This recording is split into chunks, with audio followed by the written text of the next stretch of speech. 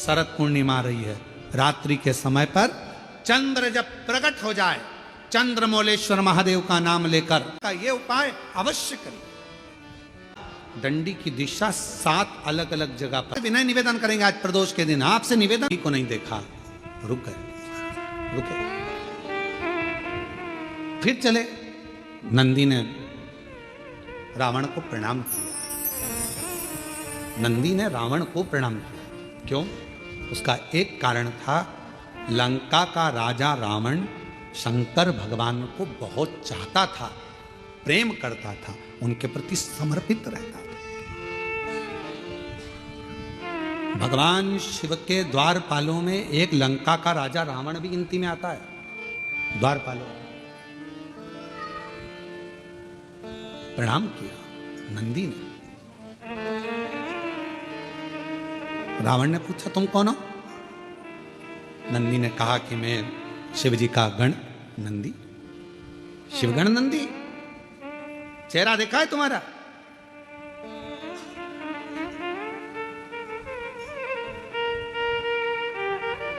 नंदी ने, भगवान शंकर एक बार बड़े प्रसन्न हुए थे, शिवजी बहुत प्रसन्न हुए थे, तो नंदी पर इतने प्रसन्न हुए थे। कहाँ की कथा ये? कपालेश्वर महादेव नासिक की। आप लोग करें दर्शन, गोदावरी तट पर कपालेश्वर बाबा का दर्शन होता है। भारत की भूमि पर केवल एक मंदिर ऐसा है, कपालेश्वर महादेव नासिक का। महाराष्ट्र की धरा पर पूरी दुनिया का एक मंदिर ऐसा है जहां पर भगवान शंकर के गुरु नंदी हैं, वो कपालेश्वर महादेव है। शिव के गुरु नंदी हैं।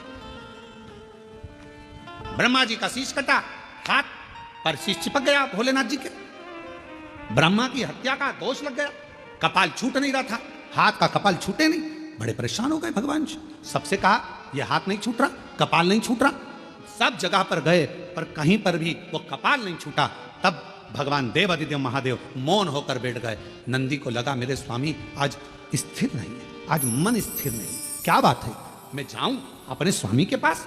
नंदी गए, एक बच्चे का रूप रखकर चले गए और आवाज लगाने लगे, हर हर हर हर बोल बम का नारा है सारी समस्या का हल, श्री शिवाय। आवाज लगाया नंदी ने, जो आवाज लगाया शिव जी के कानों में शब्द शंकर जी। और भगवान देवादिदेव महादेव के कानों में जब शब्द गया, शब्द जाने पर भगवान शंकर जी ने आंख खोली, नेत्र खोले। बालक खड़ा था। पूछा, तुम कौन हो? बालक कुछ बोला नहीं, बस इतना कहा कि आप एक काम करो, एक काम करो, एक बेलपत्र का स्पर्श कर कर गोदावरी का स्नान, फिर बद्रीश में जाकर गंगा का स्नान, अलकनंदा का स्नान। जो ज्ञान दिया शिव जी उसको स्वीकार कर लिए। बेलपत्र का स्पर्श किया, कपाल नीचे गिर गया। बेलपत्र का मात्र स्पर्श किया, कपाल नीचे। आज भी उस मंदिर का नाम कपालेश्वर महादेव नासिक में, कपाल नीचे। शिव जी ने स्मरण किया उस बच्चे का, पूछा कि बेलपत्र में ऐसा क्या है? भगवान नंदी जो बालक का रूप रख कर आए थे, उन्होंने कह दिया, एक बेलपत्र का जब कोई स्पर्श करता है, देवादिदेव महादेव, जैसे आपके हाथ से ब्रह्मा जी की हत्या का पाप कपाल नीचे गिर जाता है, बेलपत्र का मात्र स्पर्श करने वाले के सारे पाप एक क्षण में नीचे गिर जाते हैं, एक क्षण में नीचे। बेलपत्र का स्पर्श।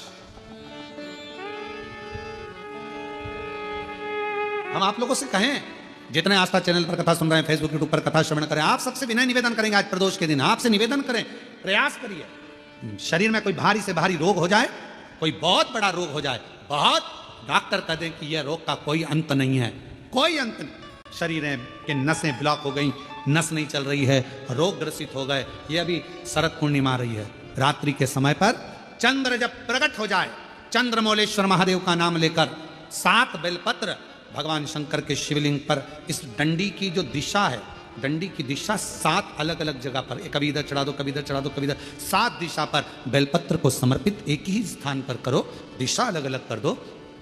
चंद्रमौलेश्वर का स्मरण कर कर थोड़ा सा दूध हाथ की उंगली में लगाकर शिवलिंग का स्पर्श करो और थोड़ा सा जल शंकर को समर्पित कर कर 7 बेलपत्र उठा कर लिया। 7 दिन तक लगातार एक बेलपत्र सुबह के समय पर रोज खाना प्रारंभ करो। कितनी भी नसें ब्लॉक हो, चाहे शरीर में कितना भी रोग हो, वो धीरे धीरे समाप्त जरूर होगा। शरद पूर्णिमा का ये उपाय अवश्य करें। हम फिर कहेंगे डॉक्टर शिव का एक रूप है, डॉक्टर को दिखाओ मना नहीं है, डॉक्टर का इलाज कराओ मना नहीं है, डॉक्टर की जांचें कराओ मना नहीं है, पर शंकर पर विश्वास कर कर शिव को अपना मानकर, अपने जैसे भगवान नंदी गुरु बनकर आए, और गुरु बनकर आए और कहा कि आप बेलपत्र का स्पर्श करिए। स्पर्श करा, कपाल नीचे गिर गया, शिव जी का नाम कपालेश्वर महादेव हो गया। बोल कपालेश्वर महादेव की।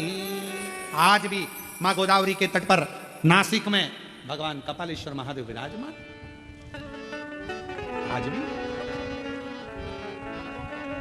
गुरु बने। शिव जी बड़े प्रसन्न हो गए जब उनके हाथ का कपाल छूट गया। आज बड़े प्रसन्न थे, बड़े प्रसन्न। तो शंकर भगवान ने कह दिया, एक नंदी तुम हमारे गुरु बने थे, हमें दक्षिणा देना है तुमको, और गुरु दक्षिणा बहुत जरूरी है। हम तुमको गुरु दक्षिणा में क्या दें, आपको हम क्या दें, मांग लो, तुम्हें क्या चाहिए। तब नंदी कुछ बोले नहीं, तो शंकर भगवान के पास में पार्वती जी आई और पार्वती जी ने कहा, प्रभु मेरा एक निवेदन है, नंदी का मुंह कैसा है, सिंग लगा है, ऐसा है वैसा है, और नंदी देखा है ना तुम लोगों ने, अरे बोलो तो जम के देखा है, अब नंदी का मुंह तो नंदी ऐसा। तो इतने में पार्वती जी बोल दी, तुम कितने सुंदर हो, कर्पूर गौरम करुणावतारम संसार सा। कितने, मेरा एक मन कर रहा है, आपके 5 मुख में जो सुंदरता है उससे भी ज्यादा सुंदरता आप नंदी को दे दो। नंदी एकदम हैंडसम, स्मार्ट, नेचुरल ब्यूटी आप नंदी को कर दो, सुंदर बना दो, बहुत सुंदर। बस भगवान शंकर उसी समय पर नंदी को वर देने वाले थे। इतनी देर में नंदी शिव जी को रोक लिए, नहीं चाहिए। अरे आप, मुझे ये कुछ नहीं चाहिए। पार्वती जी ने पूछा, नंदी तो तू इतना सुंदर हो जाएगा, इतना श्रेष्ठ हो जाएगा, तेरी सुंदरता बढ़ जाएगी, तो शिव जी से भी ज्यादा सुंदर दिखेगा। 5 मुख में जो सुंदरता है उससे प्रबल सुंदरता तुझे मिल जाएगी। नंदी कहने लगे, मैया दिक्कत यही है, दिक्कत सबसे बड़ी यही है, सुंदर हुआ ना तो फिर भजन नहीं हो पाएगा। कभी धागे के पीछे पड़ा रहूंगा, कभी पेंसिल खींचूंगा, डब्बा भरूंगा, कभी रगड़ता फिरूंगा। अब जो मां नहीं, कुछ। शिव जी ने कहा, मैं तो दूंगा, मुझे तो गुरु दक्षिणा देना, और गुरु दीक्षा दिए, दक्षिणा दिए बगैर तो मैं जाऊंगा नहीं, मैं तो दूंगा। तो नंदी ने कह दिया, अगर देना चाहते हो तो मेरा बंदर का मुंह बना दो। बंदर का मुंह, फिर तो तू नंदी अच्छा है। अगर बंदर का मुख मांग रहा है तो उसे तो नंदी अच्छा। नहीं नहीं, थोड़े दिन मेरा मन है कि मैं बंदर का मुख लगाऊं, आप मुझे बंदर का मुख दे दो। शिव जी ने कहा, तथास्तु। नंदी का बंदर का मुंह लग गया। अब देखिए कितनी विचित्र बात है। रावण कितने मुंह लगाया? 10। उसमें एक भी मुख ऐसा था क्या? बंदर का, हाथी घोड़े का कोई था। और नंदी ने क्या मांगा? बंदर का मुख दे दो। बंदर का बैठा था नंदी, बंदर का मुख था, शिव आराधना में लगा था। नंदी निकलकर बस बैठे थे, रावण निकलकर जा रहा था। लंकापति रावण को नंदी ने प्रणाम कर दिया, प्रणाम प्रणाम नमन करा। रावण ने पूछा, तुम कौन हो? मैं शिव जी का गण। नंदी, अच्छा तो ये बंदर का मुख क्यों लगा रखा है? नंदी ने कहा, मेरे प्रभु ने मुझे दिया है। तो कहा, शंकर भगवान ये आड़ी टेढ़ी चीज तो नहीं दे सकते। रावण बोला, ये फालतू की चीज शंकर जी कभी नहीं देते। कौन होगा जो अपने घर कमरे में, जिस कमरे में वो सोता है तो झाड़ू रखेगा? कौन होता है जो अपने कमरे में कचरे का डब्बा रखेगा? कौन है जो अपने कमरे में कबाड़ा ला के रखेगा? अभी दिवाली पे लोग अपने कमरे का कबाड़ा बाहर निकाल देते हैं, और तुम ये बंदर का मुख लेकर आ गए। कौन है? शंकर जी यह नहीं दे सकते, मेरा भोले बाबा यह कभी नहीं दे सकता। कई लोग शिव जी पर आरोप लगा देते, भोले बाबा हमारी नहीं सुन रहे, हम शंकर जी को इतने दिन से जल चढ़ा रहे हैं, शंकर जी हमारी मनोकामना पूर्ण नहीं कर रहे, शिव जी ने ऐसा नहीं करा, शंकर जी ने वैसा नहीं करा। अरे भाई, शंकर तो तुम्हारे लिए सब कुछ करना चाहते हैं, पर थोड़ा इंतजार तो करो। 2 महीना, 2 साल, 1 साल जल चढ़ाओ और तुम सोचो कि सारे काम होते हुए ना। धीरे धीरे बाबा हाथ पकड़ा ना। कोरोना जैसी बीमारी में आज भी तुझे जिंदा रख रखे हैं, तेरे पड़ोसी निपट गए, भगवान की कृपा है जो तू बैठी है। कई रिश्तेदारों की सूचना आ गई, अरे इतना अच्छा था, मर गया, हाँ वो तो अच्छी थी, उसको क्या हो गया, अटैक आ गया, चले गया, एक्सीडेंट हो गया, मर गया। रोज अखबार में कुछ ना कुछ सूचना मिलती है, मोबाइल पर, इंस्टाग्राम पर कहीं ना कहीं सूचना मिल जाती है, कहीं पहाड़ गिर गया, मालूम पड़े हवाई जहाज जा रहा था विदेश, निपट गया, अपन तो थे ही नहीं। विचार करो, तेरी कृपा का क्या है,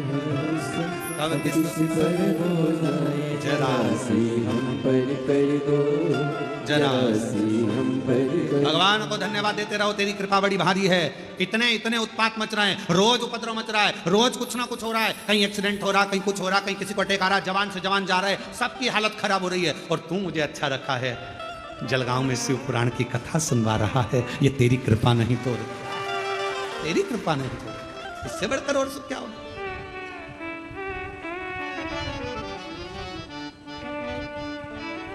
और ये उसी की उदारता, उसी की करुणा, उसी की दया, ये उसी को। महाराज क्यों क्यों विचार कर, शिव तत्व कह रहा है, भगवान शंकर का चरित्र कर रहा है, शिव महापुराण वर्णन कर रही है, भगवान शंकर का चरित्र कर रहा है, नंदी कह रहे हैं, भगवान लंकापति रावण नंदी से कह रहे हैं कि मेरा शंकर भगवान ये चीज नहीं दे सकता, मुझे विश्वास। और बोलो ईमानदारी से, शिव जी दे रहे थे क्या ये बंदर का मुंह? नहीं दे। जो शंकर का भगत है ना, उसको मालूम है कि शंकर जी क्या दे सकते हैं। कई लोग कह देते हैं शिव जी के मंदिर मत जाना, गर्भवती हो गई नारी, शंकर के मंदिर। नहीं नहीं, हमें मालूम है, हम पुराण पढ़ें, अध्ययन करें, तुम भी पढ़ो, कि अगर गर्भवती नारी शिव के मंदिर जाएगी और डॉक्टर ने कह दिया कि बच्चे की धड़कन नहीं है, बच्चा अंदर से विकलांग है, अगर उसने शंकर की आराधना 9 महीने करी है तो बच्चा विकलांग हो ही नहीं सकता। बच्चे का माइंड विकलांग नहीं हो सकता, बुद्धि तीव्र हो। जो मां सरस्वती को श्री सैलम की भूमि पर बैठकर माता सरस्वती को स्वर दे देते हैं, जो वीणा वादनी को वीणा सिखा देते हैं, जो नृत्य कर कर पूरी दुनिया को संगीत दे देते हैं, वो नटराज, दुनिया में स्वर देने वाले, दुनिया को आनंद देने वाले, कभी किसी की जिंदगी में दुख नहीं देते। शंकर जी को जिसने पहचान लिया, शिव जी ने सब कुछ दे दिया, सब कुछ। क्या नहीं, क्या नहीं, सब। बस आप पहचान नहीं पाते उसको, जान नहीं पाते, तो कह देते हो भगवान हमारी नहीं सुन रहा। रावण ने कह दिया, रावण शिव जी को बहुत चाहता था, तो तुरंत कह दिया मेरे शंकर भगवान ये नहीं दे सकते, तेरे को बंदर का मुंह नहीं दे सकते, शिव जी ने नहीं दिया, तू बोल सच। रावण ने कहा सच बता दे नंदी, तेरे को ये बंदर का मुंह कहां से मिला? तो कहा शंकर जी तो उनके जैसा सुंदर बना रहे थे, पर मैंने खुद मांग लिया। तो ऐसा बोलना कि खुद ने मांगा है। मम्मी पापा तो अच्छी जगह शादी कर रहे थे तेरी, 2 पेट्रोल पंप थे लड़के के, बॉम्बे में सर्विस कर रहा था, इंजीनियर था, पर तूने ऐसा कवाड़ा ढूंढा तो माँ बाप क्या करे? अब रो, गाड़ी सुधारने वाला ढूंढ लिया, 50 रुपए का पेट्रोल डलवाता, 10 रुपए का चाउमीन खिलाता, और दूसरे की गाड़ी पर घूमता, खुद की तो गाड़ी भी नहीं है। लव जिहाद का शिकार हो गई और बाद में आके रो रही कि मम्मी अब क्या करूं, मेरा शंकर भगवान ये नहीं देता कुछ, मेरा वो घरवानी बड़ा चतुर है, बड़ा चतुर, इसलिए मेरी बेटियों से निवेदन है, बेटों से निवेदन है, सावधान हो जाओ। पानी की कमी समुद्र के पास नहीं है, पर पीने को तरस रहा है। धन की कमी व्यक्ति के पास नहीं है, गाड़ियों की कमी नहीं है, संपदा की कमी नहीं है, सब सुख सबके पास है, पर व्यक्ति शांति को तरस रहा, भीतर के सुख को तरस रहा, आत्मशांति किसके पास है? कोई कह दे एक डॉक्टर भी पढ़ाई करने के बाद हम कहते हैं कि हर व्यक्ति को थोड़ा समय अपने खुद के लिए निकालना चाहिए। सवेरे 9 बजे अपनी कुर्सी पर इंजीनियर भी बैठता है, डॉक्टर भी बैठता है, और एक अधिकारी भी बैठता है, शाम को 5 बजे तक अपनी कुर्सी नहीं छोड़ता, फिर घर गया, फिर काम में लग गया, फिर करा, और मालूम पड़ा कि तुमने अपना समय दिया तो सही, पर अपने शरीर पर ध्यान नहीं दिया। एक दिन तुमने अटैची भरकर पैसा इकट्ठा तो कर लिया, पर मालूम पड़ा कि एक दिन खुद को ही बीमारी हो गई, और जो रखा हुआ पैसा था जो तुमने इतने दिल से कमाया था वो खुद की ही बीमारी में लग गया। क्या मिला? समुद्र के पास पानी बहुत है, फिर भी समुद्र प्यासा है। समुद्र के पास जल बहुत है, फिर भी समुद्र को तृप्ति नहीं है। उछलता है, पुकारता है। शिव महापुराण की कथा कहती है कि एक दिन माता पार्वती जी ने शिव जी से पूछ लिया था कि ये तुम्हारे 1 महीने के अंदर 2 प्रदोष आ जाते हैं, ये प्रदोष तुम किसके लिए लेकर आते हो? किसके लिए? और आप ये प्रदोष के दिन इतने प्रसन्न क्यों रहते हो? आखिर क्या कारण है कि प्रदोष का दिन भगवान शंकर को प्राप्त करने का दिन हो जाता है? क्या कारण है कि प्रदोष का दिन भगवान शिव को प्राप्ति का केंद्र बिंदु हो जाता है? क्या कारण है कि प्रदोष के दिन आप इतने आनंद में, इतने उत्साह में रहते हो जैसे समुद्र की लहरें चल रही होती है? आपकी प्रसन्नता का ठिकाना नहीं रहता। एक धर्म पत्नी अपने पति को इतनी उमंगता में, इतनी प्रसन्नता में देखती है तो प्रश्न तो करेगी ना, इतने खुश क्यों हो रहे हो? क्या कारण क्या है? तो पति भी कहेगा आज मेरा बेस्ट फ्रेंड आ रहा है, बहुत अच्छा। हाँ, फिर पति कहेगा आज हम एक हमारे दोस्त से मिले थे, आज हम वहां गए थे, इतनी उमंगता, इतना प्रसन्नता, इतनी भीतर की आनंद था। तो भगवान शिव जी से भी पार्वती जी ने पूछा कि तुम्हारे भीतर इतना प्रदोष के दिन इतनी उमंगता रहती है, प्रदोष के दिन इतना उत्साह रहता है, प्रदोष के दिन तुम्हारे अंदर इतना आनंद रहता है, आखिर क्यों? भगवान शंकर कहते हैं वो समुद्र जिसके अंदर जल ही जल भरा पड़ा हुआ है, सारा जल उसके पास है, फिर भी समुद्र मुझे पुकारता है, उछलता है और मुझे पुकारता है। तो समुद्र को देने के बहाने मैं पूरे संसार के लोगों को प्रदोष के दिन प्रदान कर देता हूं। समुद्र को देने के बहाने, समुद्र को तो मुझे देना है, मैं जल दूंगा समुद्र को, प्यासा है वो। पार्वती जी हंसने लगी, समुद्र और प्यासा, जिसके पास दुनिया का जल भरा पड़ा है, सारा जल उसके पास में, सब कुछ। ये संसार के लोगों के पास भी समुद्र जैसी हालत है, समुद्र के पास सारा जल भरा पड़ा है, तुम्हारे पास में भी सब कुछ है, साड़ी है, कपड़े हैं। एक एक मेरी जीजियों के पास, एक एक मेरे जीजाओं के पास कम से कम 5 से 6 जोड़ चप्पल और जूता भी है। वो जूता रखने की अलमारी भरी पड़ी है, कपड़े की अलमारी भरी पड़ी है, सारा सब कुछ है। और फिर निवेदन करूं ना, कोई घड़ी की कमी, घड़ी भी सबके पास में 2-2 3-3, कपड़े भी 4-4 10-10 जोड़ है, सोने की गादी और तकिया भी है, नई नई बेडशीट अलमारी में। श्री शिवाय नमस्तु भी हम स्वागत है आपका मेरे चैनल में। आज गुरुजी की कथा हो रही है जलगांव महाराष्ट्र में। आज कथा का दूसरा दिवस है, गुरुजी की कथा ऑनलाइन हो रही है। आज कथा में गुरुजी ने बताया है शरद पूर्णिमा का उपाय और प्रदोष का उपाय। शरद पूर्णिमा के दिन चंद्रमौलेश्वर महादेव का नाम लेकर 7 बेलपत्र को 7 एक ही जगह शिवलिंग पे एक ही जगह रखें।